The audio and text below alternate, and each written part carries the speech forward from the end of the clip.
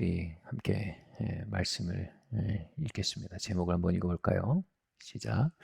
성령님 우리를 떠나지 마세요. 시편 51편 11절 말씀 함께 읽겠습니다. 나를 주 앞에서 쫓아내지 마시며 주의 성령을 내게서 거두지 마소서. 아멘. 우리는 성삼위일체 하나님을 믿죠. 성부 하나님, 성자 하나님, 성령 하나님 세 분이시고 한 분이신 하나님, 성삼위일체 하나님이십니다. 간단히 정리를 하면 성부 하나님은 다스리시는 하나님이라고 정리할 수 있어요. 그리고 예수님은, 성자 하나님 예수님은 구원하시는 하나님이라고 정리할 수 있어요. 근데 이 세 번째 성령 하나님에 대해서 많은 분들이 낯섭니다. 성령 하나님에 대해 이렇게 정리할 수 있어요. 임재하시는 하나님. 임재하시다. 이 말은요, 사실 교회에서만 쓰는 말이라 좀 어색한 단어예요. 그죠? 근데 영어 표현에서는 presence라고 일상적으로 쓰는 말입니다. 출석하다, 존재하다, 그 자리에 있다, 이런 뜻입니다. 사전으로 임재라는 단어를 찾아봤어요. 임재하시는 하나님, 성령님, 우리가 살펴보려는데요. 임재라는 단어 한번 제가 사전에서 찾은 뜻을 공유하겠습니다. 그리스도교에서 하나님의 인간에게 나타나시는 일, 하나님이 인간에게 나타나세요. 안녕 얘들아. 일반적으로는 왕이나 황제가 그 지방 중 한 곳을 방문할 때 사용한 공식적인 용어이다. 다시 말해 로마 황제가 여러분 모든 것을 다스리죠. 모든 길은 로마로 통하죠. 모두가 로마의 통치에 있어요. 황제의 통치에 있어요. 근데 그 황제가 모든 걸 다스리는 거랑 어느 동네를 집어서 거기 방문하는 건 다른 차원이에요. 하나님은 모든 것을 주관하십니다. 그런 거랑 하나님이 누구를 짚어서 그에게 방문하셔서 자기를 나타내시고 어느 그룹에 찾아가셔서 자기를 나타내시고 어느 장소, 어느 모임에 찾아가셔서 방문하셔서 자기를 나타내시는 건 다른 차원이에요.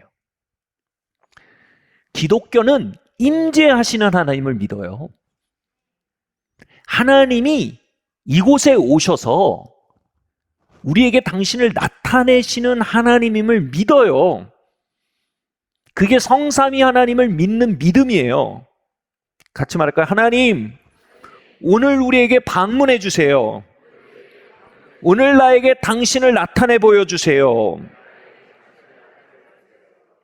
하나님이 우리를 방문하셔서 스스로를 나타내신다. 이 말은 굉장히 체험적인 단어예요. 그래서 다분히 주관적인 단어입니다. 그죠? 하나님의 임재라는 단어는요, 하나님의 방문을 받아본 사람들, 하나님의 신방을 경험한 그룹에게는요, 꽉 찬 단어예요. 그러나 성령님의 임재를 알지 못하는 자들은요, 그 단어가 텅 빈 개념이에요.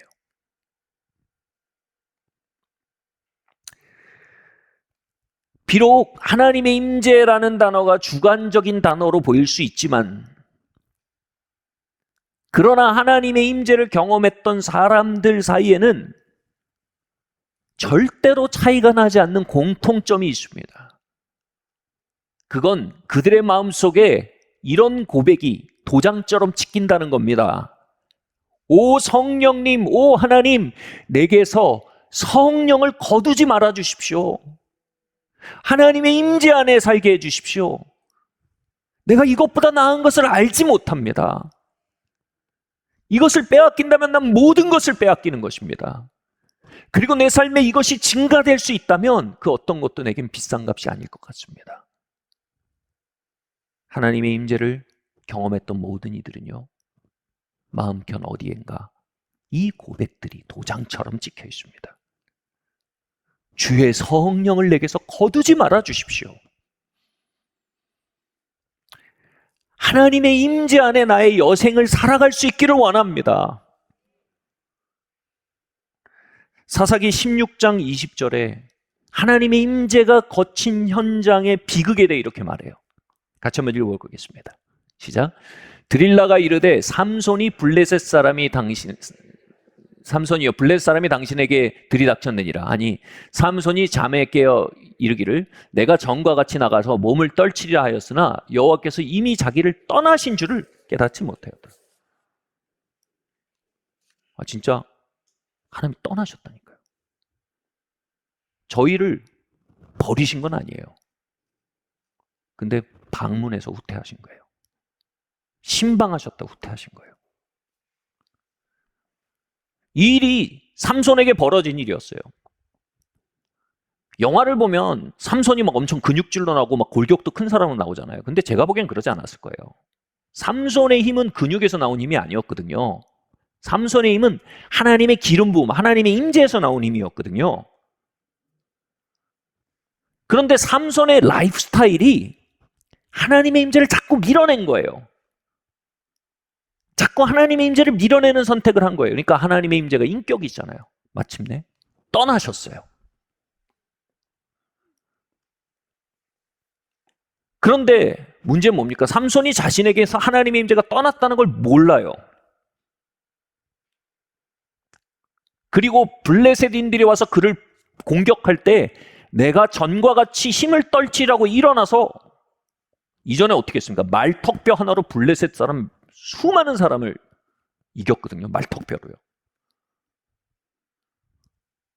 근데 내가 이들을 이기려고 일어났는데 힘이 없는 거예요. 그들에게 완전히 포박당한 거예요. 그리고 종이 돼버린 거죠. 하나님의 임재가 오니까요. 정말 삼손처럼요. 저희는요. 죄의 힘을 묶을 수 있었고요. 저주를 깨뜨릴 수 있었고요. 사망의 역사를 멈출 수 있었어요. 그런데 하나님의 임재가 거치니까 우리는 벌거벗은 종교인이었어요. 여러분, 죄는 종교를 무서워하지 않습니다. 저주는 종교를 헛다리로 봅니다. 사망의 세력은 종교를 아무것도 아닌 걸로 생각합니다.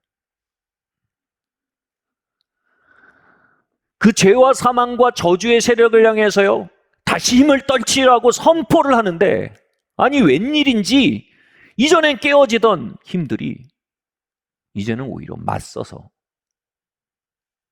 수치를 주는 겁니다. 승리 생활이 거쳐버린 겁니다. 여러분, 우리가 교회 등록했다고 죄와 저주와 사망에 대해 승리 생활할 수 있는 거 아닙니다. 우리가 종교 생활한다고 죄와 저주의 사망에 대해 승리 생활하는 거 아닙니다. 하나님의 임재가 함께해야 합니다. 하나님의 임재가 함께해야 합니다. 그리고 그 임재는요, 우리를 찾아오시기도 하고 거치기도 합니다. 그래서 우리 물어야 하는 겁니다. 내가 하나님의 임재 안에 걷고 있는가?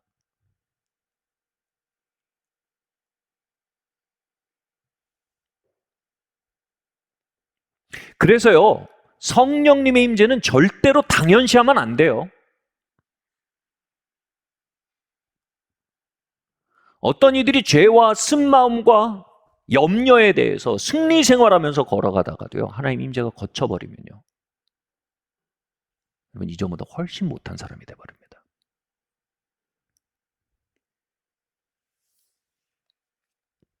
우리 같이 한번 물어볼까요? 하나님의 임재가 나와 함께 하는가?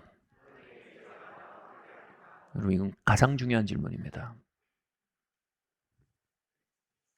여러분, 오늘 교회 잘 오셨어요. 근데 교회 오셨으면 뭘 가지고 가셔야죠. 하나님의 임재를 가지고 가셔야 돼요. 우리 한번 성령님에 대해서 한번 살펴보겠습니다. 함께 읽어볼까요? 시작. 성령님은 민감하십니다. 그러나 동시에 우리를 기다려주시고 후원하시고 기회를 주시는 하나님이십니다. 아멘. 여러분, 그분은 진짜 민감하세요. 근데 민감하고 끝나면 같이 못 살아요. 말씀 한번 읽겠습니다. 시작. 자비를 입어 다시 이 땅으로 돌아오리라. 너희 하나님 여호와는 은혜로우시고 자비하신지라. 너희가 그에게로 돌아오면 그의 얼굴을 너희에게서 돌이키지 아니하시리라 하였더라. 여러분, 성경에서 하나님을 소개하는, 하나님의 성품을 소개하는 가장 반복되는 표현이 있어요. 하나님은 자비롭고 은혜로우시며 노하기를 더디하신다. 자비롭고 은혜롭고, 이 말이 뭔지 잘 살펴봐야 돼요. 자비하고 은혜, 우리가 대충 섞어찌개 끓여가지고 그냥 자비 은혜 하나인 줄 보잖아요. 근데 자비하고 은혜하고 달라요. 노하기를 더디한 개념이 달라요. 자비는 뭐냐면요, 우리가 마땅히 치러야 될 값을 치르지 않게 해주는 거예요. 그게 자비예요.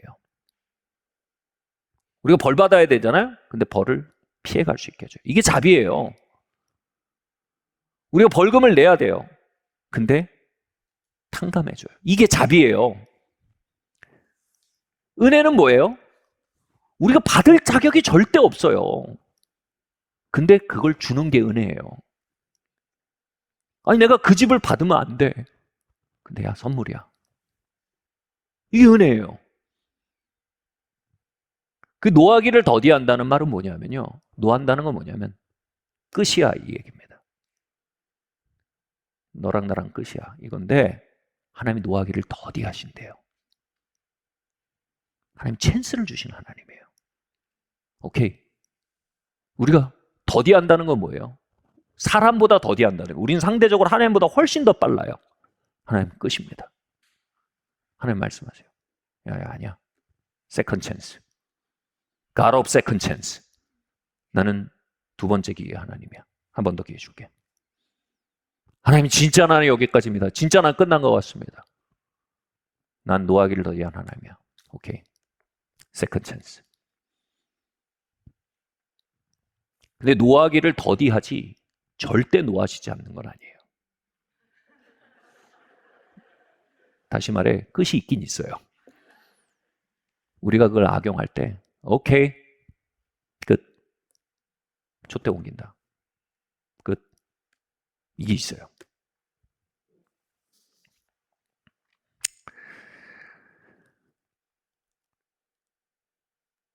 이걸 종합하면 이 구절로 설명이 돼요. 하나님은 우리 모두를 사랑하셔서 있는 모습 그대로 받아주세요. 아멘? 근데 하나님 우리를 너무 사랑하셔서 있는 그대로 내버려 두진 않으세요. 아멘. 다시 말해, 성령님은요, 지금 있는 그대로, 그분은 자비로우셔서 우리가 지금 그분의 스탠다드가 분명히 있음에도 불구하고 그분은 자비로우셔서 그분의 스탠다드에서 많이 엇나가 있는 우리의 삶을 그대로 끌어안아 주세요.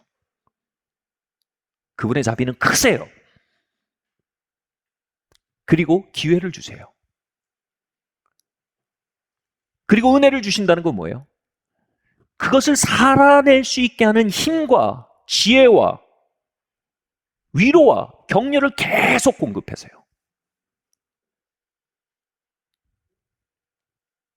그래서 하나님은 우리를 있는 그대로 품으실 만큼 사랑하시지만 하나님은 우리를 그대로 내버려 두시지 않을 만큼 또 우리를 사랑하세요. 시편 기자가 이렇게 말합니다. 아버지가 자식을 긍휼히 여긴 같이 여호와께서는 자기를 경외하는 자를 긍휼히 여기시나니 그가 우리의 체질을 아시며 우리가 단지 먼지뿐임을 기억함이니이다. 하나님은 우리 체질을 아세요. 우리는 우리 체질을 모르는데 하나님은 우리 체질을 아세요. 여러분, 우리가 우리 체질을 모를 때 어떻게 생각한 줄 아세요? 굉장히 정의로운 사람이 됩니다.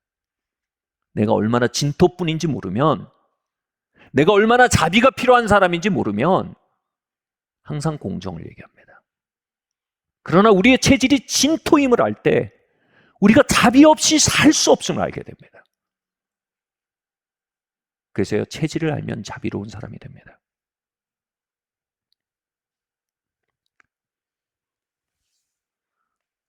저 역시 아주 어렸을 때는 제가 자비가 필요한 사람이라고 생각 안 했습니다. 근데 시간이 갈수록 뭐가 드러나냐면 내 체질이 너무 진토인 거야. 다시 말해서 내가 남편으로 별론 거예요. 아빠로 별론 거예요, 내가. 자격 미달인 거예요. 함량 미달인 거예요. 물론 여러분 아빠와 남편의 스탠다드 이렇게 가지고 계시면 그런 얘기가 아닐 수 있지만 성경이 말하는 법도 안 했어요. 함량 미달인 거예요. 점점 뭐가 느껴지냐면 아니 우리 아이들이 나를 마음속으로 아빠의 자리에서 해고하지 않고 아빠로 여기고 받아들여주고 사랑해주고 존경해주는 게 이거 자비구나. 그리고 알아요. 앞으로도 이 아이들이 저를 자비롭게 대해주시지 않으면 저는 존경받을 수가 없어요. 마땅히 존경을 거두기에 합당한 순간들이 있어요. 마음속에서 저는 아이들에게 파이어 당할 순간들이 굉장히 많았어요.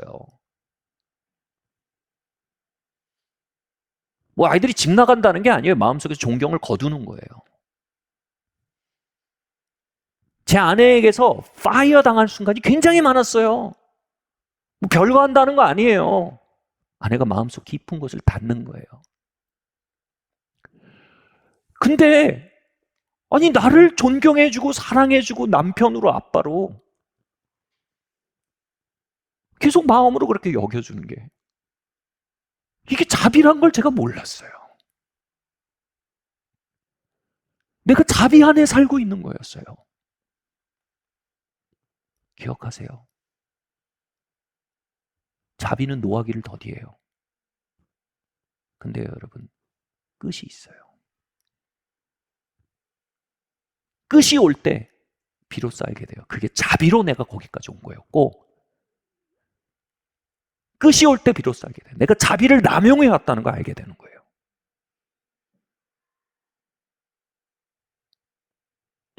성령님은요 우리의 죄성을 아시고 연약함을 아시고 우리를 긍휼히 여기세요. 민감하셔서 그걸 다 느끼세요. 그 죄성의 찔림들의 고통을 다 느끼세요. 근데도 그분은 우리를 긍휼히 여기셔서 우리와 함께 걸으세요.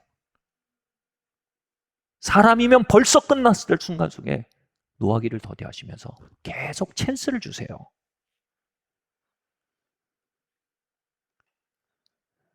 그러나 그 긍휼하심과 노하기를 더디하시는 그분의 성품을, 그분의 호의를 가벼이 여기는 딱딱함은요 다른 얘기예요.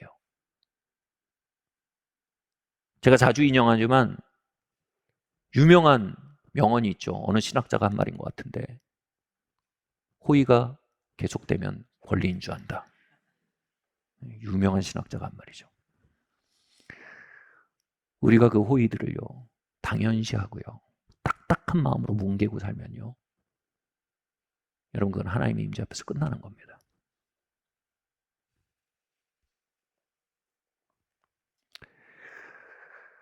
다음 말씀 한번 읽겠습니다. 시작.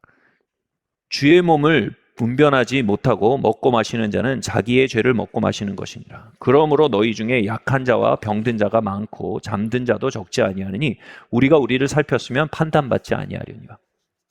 여기서 우리가 우리를 살핀다는 건 뭐냐면요 하나님의 길 앞에서 우리가 어긋나 있는 우리의 죄성과 연약함 가운데 이 격차가 있고 이 격차를 하나님의 자비 때문에 성령님이 품고 가고 계시다는 사실을 자각하고 애통해하는 상태가 바로 우리를 살피는 거예요. 살피지 않는 건 뭐예요? 권리가 된 거예요. 그 딱딱해진 마음에 대해서 어떻게 돼요? 판단받는데요. 판단은 뭐예요? 세컨 찬스가 아니고 여기까지 이 선언이에요. 이 배경이 이렇습니다. 고린도 교회에서 이제 성찬이라는 초대교회잖아요. 성찬이란 것이 아직 자리가 잡히지 않았을 때였어요. 근데 성찬이 그때 잘못 행해지면 어떻게 됩니까? 오고 오는 세대에 왜곡된 방식으로 전해지잖아요. 그러니까 원래 본을 뜰 때는요 하나님 엄격하세요. 본을 뜰 때였어요. 철저하게 본을 뜰 때였는데 어떤 일들이 벌어졌냐면 당시에 이제 그 뭐 이렇게 떡 나눠주고 잔 나눠주고 이런 게 아니었어요. 그땐 집에서 다 가져왔어요. 그래서 먹었는데 부자들은 집에서 엄청 떡이랑 엄청 좋은 포도주 가져와서 먹고 가난한 자들은 없어서 못 가져오는 거예요.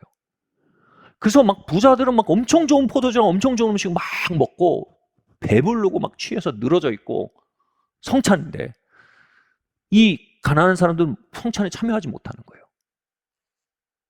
과시의 자리가 된 거예요. 그래서 어떻게 했어요? 먼저 성령께서 그들의 양심 가운데 분명히 비추셨을 거예요. 야, 이거 아니잖아. 성찬 이렇게 되면 안 되잖아. 그리고 두 번째로 아마 지도자를 통해서 얘기가 나왔을지 몰라요. 우리 이렇게 가지 말자. 근데 안 들어요. 어떻게 됐어요? 그래서 이 얘기 이거예요. 계속 하나님이 다양한 방식으로 선을 그으신 거예요. 성령님이. 근데 계속 안 되니까 어때요? 너희 중에 약한 자가 많다. 약한 자는 무기력증에 빠진 거예요. 면역 체계가 떨어지고 확 떨어진 거예요. 그리고 뭐예요? 병든 자가 많다. 실제로 병든 거예요. 그리고 잠든 자가 많다. 일찍 죽은 사람이 많다는 거예요. 천수를 누리지 못한 사람이 많다는 거예요. 이게 뭐예요? 하나님이 자꾸 성령님이 선을 넘으니까 성령님이 물리적으로 스톱시키시는 거예요. 성령님이 이런 권능이 있으세요.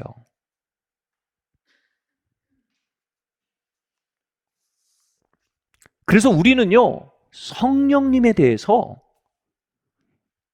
그분의 자비 안에서요, 그분의 자비를 당연시하는 게 아니라 그분의 자비 안에서요, 경외감을 가져야 돼요.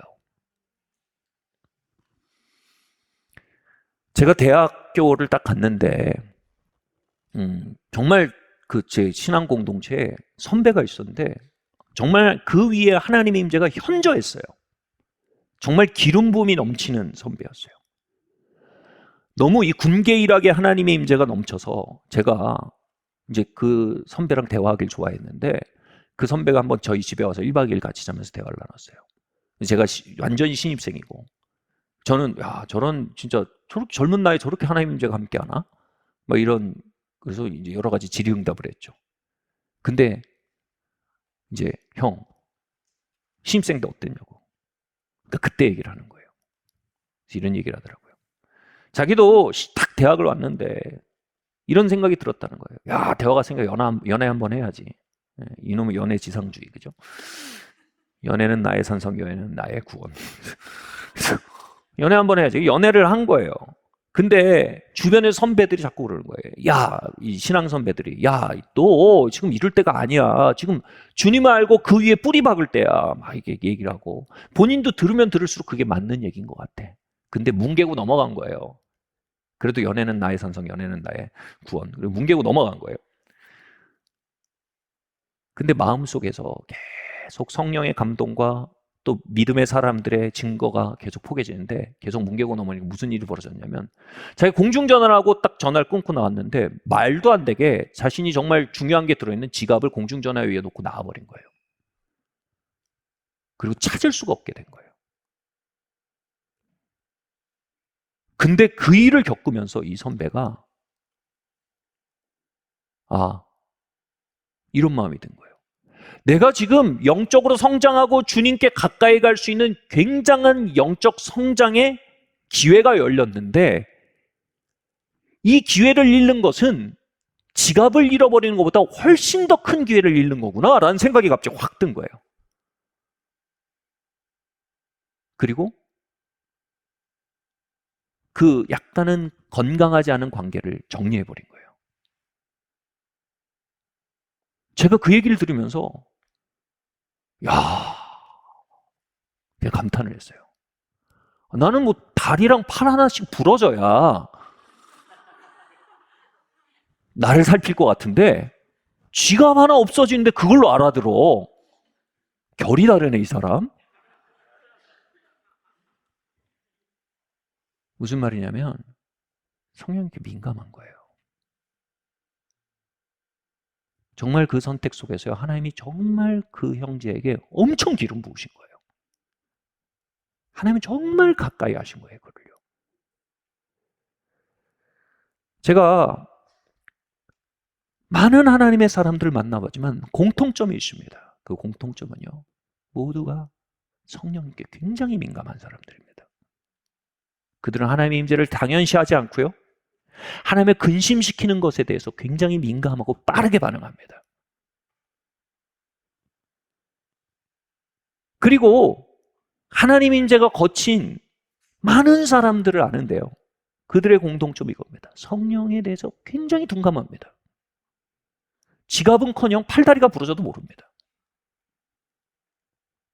양심의 증거 정도는 뭉개고 넘어가고요.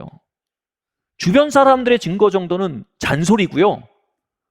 환경이 막아서면 큰 산아 내가 무엇이냐 스룹바벨 앞에 평지가 될지어다 하고 뭉개고 넘어가는 겁니다.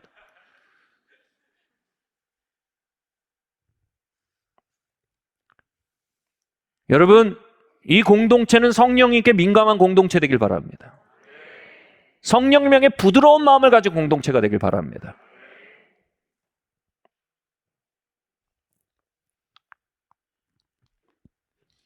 우리가 성령님의 자비 안에서 그분의 임재를 누리고 산다는 사실을 기억하고요. 그분이 우리에게 선을 그으실 때, 아, 이제 때가 됐구나. 예, 주님. 응답할 수 있는 우리 되기를 바랍니다. 아멘.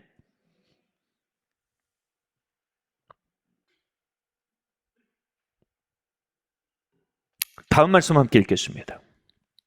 시작. 그러므로 우리는 긍휼하심을 받고 때를 따라 돕는 은혜를 얻기 위하여 은혜의 보좌 앞에 담대히 나아갈지니라. 아멘. 우리가 자비에 대해서 얘기를 계속했는데, 자비는 뭐예요? 우리가 하나님의 기준에서, 하나님의 길에서 완전히 떨어져 있는 상태에 기회를 주시고 우리에게 다가와 주시고 우리와 함께 해주시는 그분의 성품이에요. 근데 두 번째, 은혜에 대해서 얘기하기 원합니다. 여러분, 은혜는 다른 차원입니다. 은혜는 이런 겁니다. 우리가 하나님의 자비로 자비 안에 있다는 걸 알게 되고 그 자비 안에 내가 걸어왔다는 걸 고백하게 될 때 우리 마음이 부드러워지고 깨진다 그랬잖아요. 근데 여기서 이제 문제가 생겨요. 그럼 뭐예요? 이제 내가 하나님의 길을 걷겠습니다 하고 결단을 하는데 그 결단으로 안 되는 걸 나도 알고 마귀도 알고 천사도 알고 하나님도 알아요.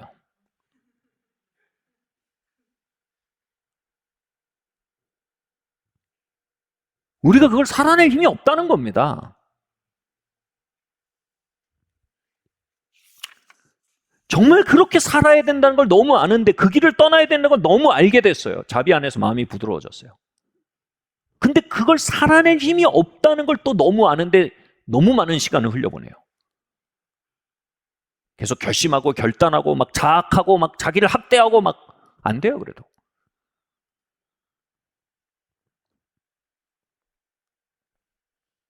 여러분, 그걸 되게 하는 힘이 바로 은혜예요.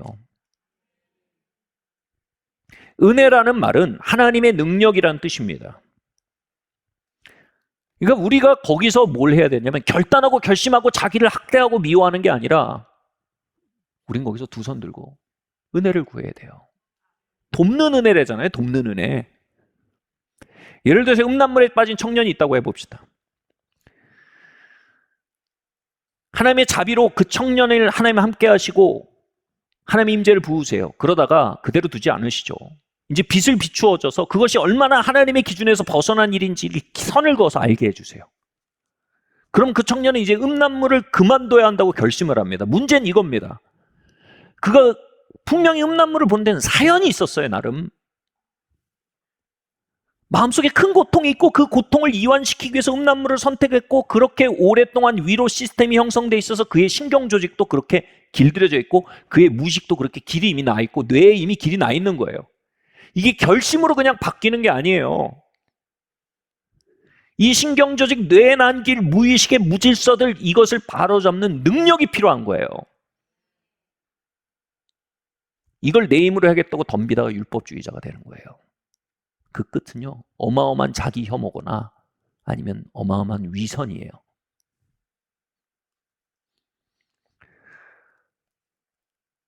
그 자리에서 우리는요, 하나님의 은혜를 부르짖어 구해야 한다는 겁니다. 하나님의 은혜라는 말은요, 하나님이 위에서 빵 하나를 던져주는 걸 얘기하지 않습니다. 하나님이 보좌 위에서 우리 안에 내려와서 우리와 함께 해주시는 걸 말합니다. 다시 말해요, 우리가 걸을 수 없는 그 길에 우리의 어깨 밑에 그분의 어깨를 넣어서 들어 올려주시는 게 은혜입니다. 우리가 걸을 수 없는 그 길을 그분이 들어 올려서 걸어주시는 게 은혜입니다. 엄밀하게 말하면요, 우리는 거룩을 추구할 수 없어요. 우리는 임재를 추구할 수 있어요. 거기서 하나님의 임재를 구하는 거예요. 하나님, 내가 걸을 수 없는 이 길을 걸을 수 있도록 하나님 나를 신방해 주십시오. 내게 오셔서 나의 능력이 되어 주십시오. 하나님, 내 어긋난 신경조직 안에 임재하여 주십시오. 내 잘못난 뇌의 길 속에 임재하여 주시고 엉망진창이 된 내 무의식 속에 임재하여 주십시오. 내게 더 가까이 와주세요. 하나님, 내 어깨 밑에 힘이 되어 주십시오. 하나님, 우리는 하나님의 임재와 은혜를 부르짖어 구할 수 있지 우리는 거룩을 추구할 수 없어요. 엄밀하게 말하면요, 거룩은 가까이 은혜로서 역사하는 하나님의 임재의 결과예요. 바울이 이렇게 말했어요. 나의 나 된 것은 오로지 주의 은혜라. 나의 공로로 된 것이 전혀 없도다. 하나님이 9, 내가 1, 9대 1가 아니고 7대 3 아니고 10대 0이라는 거예요. 하나님의 은혜라는 거예요. 이 말은 뭐예요? 살인자, 핍박자 바울을 들쳐업고 그 길을 간 게 하나님이라는 거예요. 그만큼 여러분, 하나님의 임재가 바울에게 실제였던 거예요. 누가 그러더라고요. 바울이 살인자였거든요. 사람을 죽이면요, 돌이킬 수 없는 일이 무의식에 벌어진대요. 돌이킬 수 없는 상태가 된다는 거예요. 그래서 사회적으로 살인자라 그러면 그냥 낙인이 되는 거예요. 굉장히 딱딱한 마음이 된답니다. 근데요, 그 돌덩이 같은 바울이 하나님 앞에 매달린 거예요. 하나님, 하나님의 임재로 나를 들어 올려 주십시오. 나는 망한 자입니다. 나는 부도난 자입니다. 그는 결심이 컸던 자가 아니라 갈증이 컸던 자예요. 그의 거룩에 그의 몫이 있었다면 그건 오직 갈망의 몫이었어요. 하나님, 내가 너무 목말라요. 하나님, 너무 필요해요. 다니엘서에서 하나님이 총명을 거두니까 한 왕이 짐승이 됩니다. 여러분, 우리에게서 하나님의 은혜가 거치면 우리는 짐승입니다.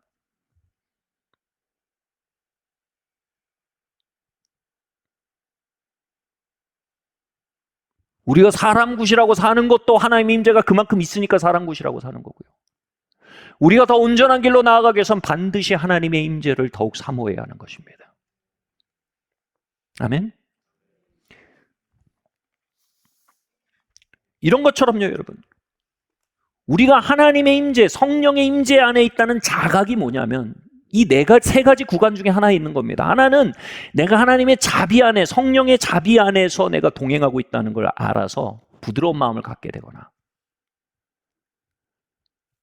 그 상태에서 하나님의 임재를 간절히 구하면서 하나님의 임재로 하나님의 길로 나를 이끌고 갈 수 있도록 도와달라고 하나님의 임재를 구하는 기도의 상태에 있거나, 아니면 나에게 와서 그 어깨를 집어넣어 나를 들어올리시는 하나님의 힘주심 안에 승리 생활하고 있거나, 이 세 가지 구간 중에 하나에 있지 않으면 우리는 하나님의 임재 밖에 있는 겁니다.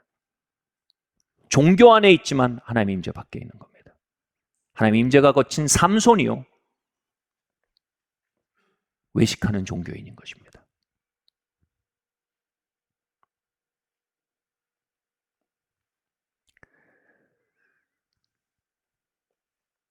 여러분, 우리가 긴급히 하나님의 부재 아래 있다면, 긴급히 하나님의 얼굴을 구하며 하나님의 임재 안으로 달려들어오는 우리 되길 예수님으로 축원합니다.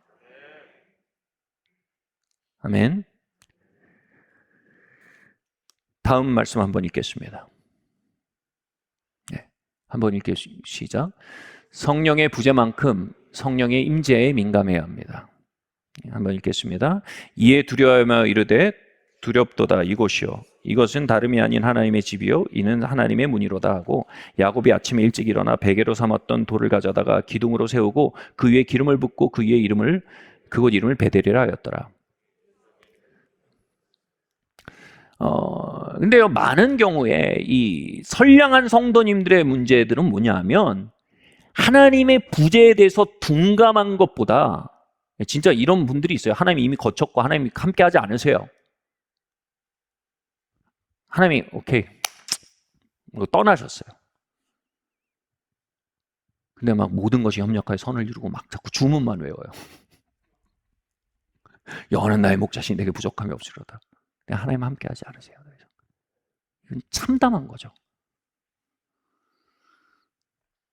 이런 상태에 있는 사람들은 자신이 하나님의 부재 안에 있음에 대해 둔감한 상태가 아니라 깨어서 내가 하나님 부재구나 하고 돌아와야 되고요. 근데 많은 선량한 성도들의 문제는 뭐냐면 하나님 함께 하세요. 근데 그거에 둔감해요. 하나님 함께 하신지 몰라요. 지금 야곱이 그래요. 야곱이요, 하나님 함께 하고 계셨는데 하나님 함께 하신지 몰라요. 뒤에서 에서가 막 죽이겠다고 난리고, 그래서 쫓겨서 지금 자기 삼촌의 집으로 피신을 가는 중이에요. 상처나제 나 혼자 남았고 불쌍한 인생으로 느껴지는 거예요. 하나님 함께하고 계신데 안 느껴져요.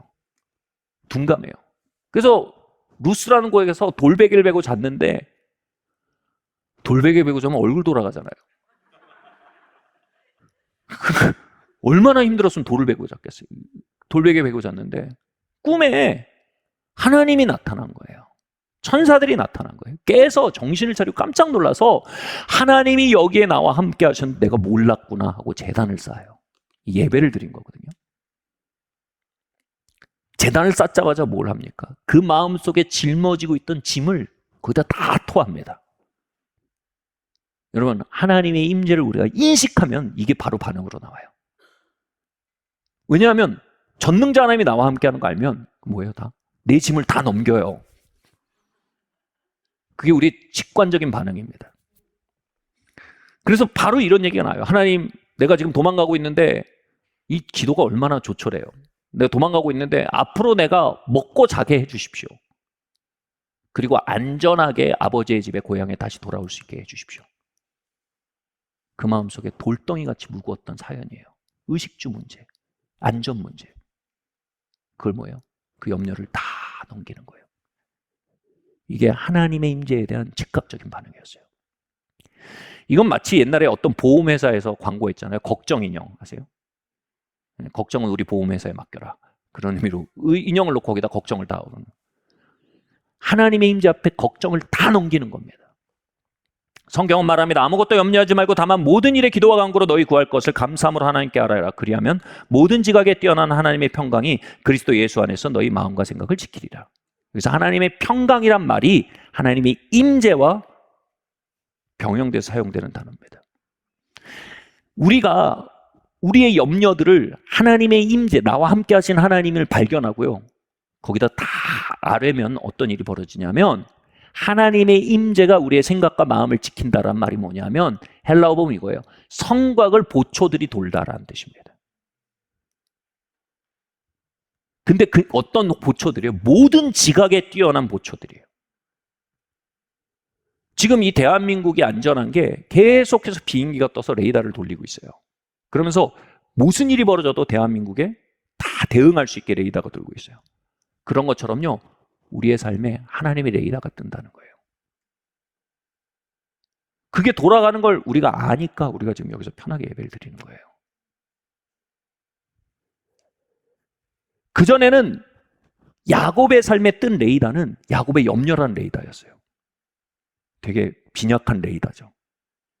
애는 많이 쓰는데 잡아내는 것도 별로 없는 레이더. 저는 그걸 미어캣이라고 합니다. 여러분 미어캣 보신 적 있습니까? 제가 어디 쇼핑센터에 갔는데 미어캣을 누가 데리고 왔더라고요. 미어캣은요, 쇼핑센터에 무슨 위협이 있어요. 근데도 계속 이렇게 해요. 계속 주변을 살펴요. 야곱은 미어캣이에요. 근데 하나님의 임재를 보니까, 미어캣이 하나님의 임재를 보니까 뭐예요? 하나님이 보초병처럼 성곽을 지키고 있는 하나님의 임재가 보이는 거예요. 그리고 그 하나님의 임재가 둔탁한 임재가 아니라 모든 지각에 뛰어난 하나님의 그 레이더가 돌아가고 있는 게 보이는 거예요. 야곱이 그 순간 쉬게 된 거예요. 하나님 나를 지키시는군요. 이런 말이 있습니다. Peace is not the absence of something, True peace is the presence of someone. 번역하면 이래요. 평화는 문제의 부재에서 오는 게 아닙니다. 진짜 평화는 성령님의 임재에서 오는 것입니다.